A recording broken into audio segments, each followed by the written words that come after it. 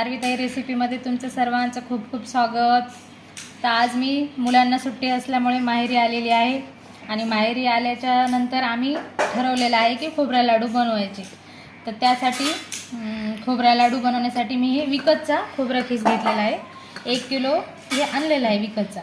त्यासाठी 1.5 किलो साखर वापरणार आहे, थोडेसे मनुके आणि वेलची। खूप सोपी रेसिपी आहे आणि झटपट करण्यासाठी आहे, काहीच वेळ लागत नाही। फक्त आपल्याला हे पाकातले लाडू करायचे, पाकासाठीच वेळ लागणार आहे, बाकी काहीच वेळ लागणार नाही।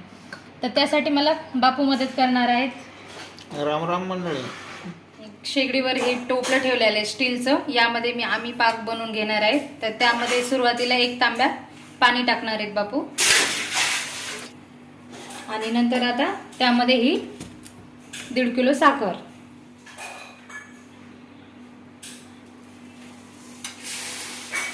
आता हे 1.5 किलोचा पाक बनवून घ्यायचा आहे।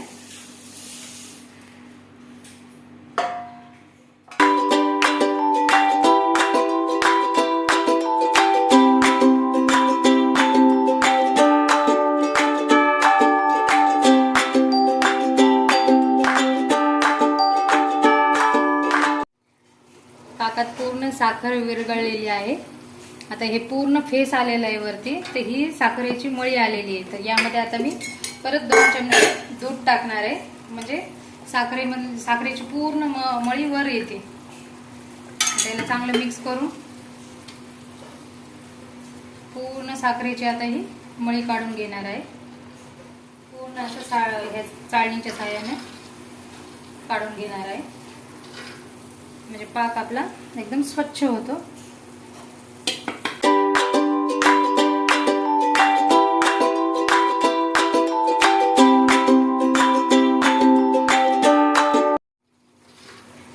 अशी ही पाकाची मळी काढून घेतलेली आहे। साखर खूप स्वच्छ असल्यामुळे मळी जास्त निघाली नाही, पण एखाद्या वेळेस साखर मार्केटमध्ये घाण येते, तर त्याच्यामुळे खूप म्हणजे काळा पाक तयार होतो। त्यासाठी अशी मळी काढून घ्यायची साखरेची, म्हणजे पाक खूप चांगला आणि आपण जे काही पदार्थ बनवले त्याचा कलर पण छान येतो। ही अशी एवढीच मळी निघालेली आहे। पाक तयार झालेला आहे। पाक बनवण्यासाठी आम्हाला 15 मिनिटं लागलेले आहेत। तर 1.5 किलो साखरला 2 ग्लास पाणी वापरलेलं आहे आणि 15 मिनिटं लागलेले आहेत। तर बापूची पाक बनवण्याची पद्धत अशी आहे, उलटण्यावर ते थोडासा पाक धरून चेक करतात की असे थेंब पडून पडून जे शेवटचा थेंब असा तार तुटल्याप्रमाणे होतो, तेव्हा त्यांचा पाक तयार झालेला आहे। या पद्धतीचा पाक, म्हणजे जास्त घट्ट पण नाही आणि जास्त पातळ पण नाही, असा पाक बनवायचा आहे।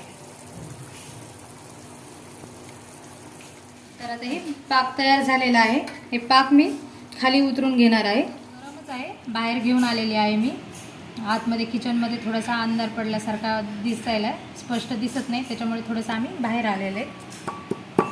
आणि ही वेलची मी अशी कुटून घेतलेली आहे खलबत्त्यामध्ये, आणि याच्यात वरचे विलायचीचे सालपट पण यामध्येच ठेवलेले आहेत, म्हणजे छान लाडूला एक छान चव येते। आता हे गरम पाकामध्ये आता टाकणार आहे विलायची।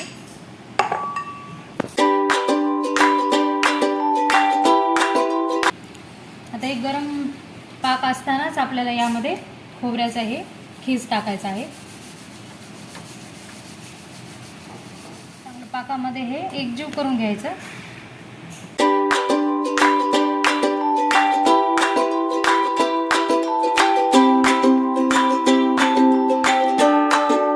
पाक आणि खोबरं पूर्ण मिक्स झालेलं आहे, पण हे सारण खूप गरम आहे आता, कारण आपल्याला आता थोडंसं हे 5-10 मिनटं थंड करून घ्यायचे। कारण आता जर लाडू बांधले आपण तर खूप हाताला चटके पण बसतील आणि याचे लाडू पण बसणार नाही तेवढ्या गरममध्ये।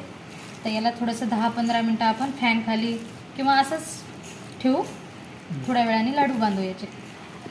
थंड करायला ठेवलेले। तर यामध्ये आता मी थोडंसं हे खिसमिस मनुका टाकणार आहे आणि वरतून पण एक मनुका लावणार आहे। आता आम्ही याचे लाडू बांधून घेणार आहेत। जास्त पण थंड झाला तर मग लाडू बांधता येणार नाही, ते कारण कडक होईल हे सारण आपलं। आता वरचीवर आम्ही हे असे गरम गरम असतानाच लाडू बांधून घेणार आहेत। पोळायले हाताला, गरमच आहे अजून।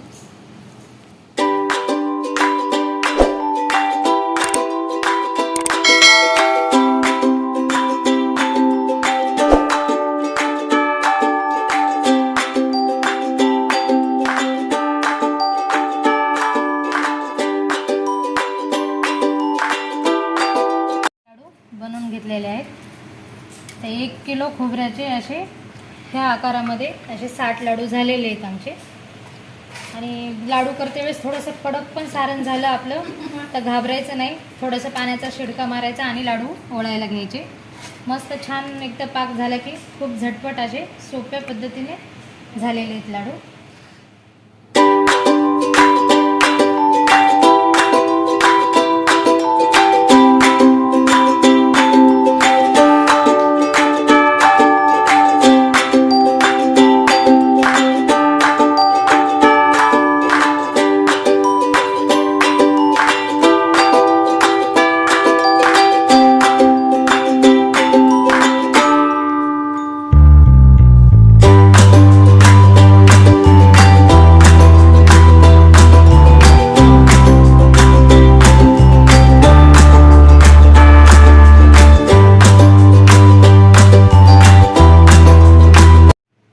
तर सर्व लाडू आमचे बनवून घेतलेले आहेत. यामध्ये जे विलायची टाकली होती आपण ही अशी लाडूवरती दिसायला लागलेली आहे. मस्त स्वीट मार्टच्याच पद्धतीने आम्ही बनवलेले आहेत आणि ह्याच पद्धतीनं स्वीट मार्टवर लाडू भेटतात खोबऱ्याचे. तर तुम्ही नक्की ह्या राखी पौर्णिमेला या पद्धतीने लाडू करून बघा. खूप छान सोपी पद्धत आहे एकदम झटपट घरी बनवण्यासाठी.